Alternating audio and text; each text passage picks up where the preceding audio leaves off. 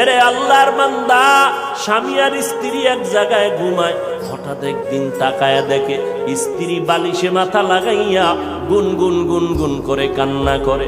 আব্বা জান জিজ্ঞাসা করে, বিবি কাঁদো কেন? কয় তোমার ঘুম, তুমি ঘুমাও, আমি মনের দুঃখে কাঁদি। বলে কি দুঃখ? তোমার জানার দরকার নাই।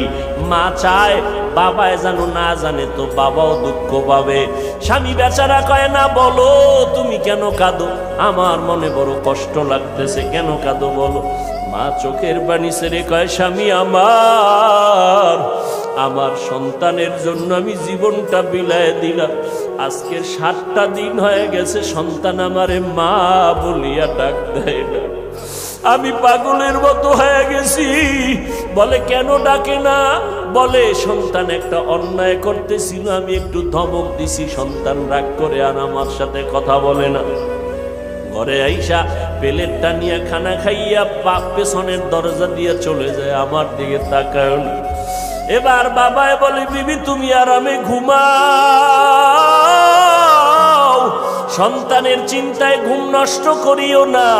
আজকে না কালকে সন্তান বুঝতে পারলে তোমার কাছে এসে মাপ চাবে।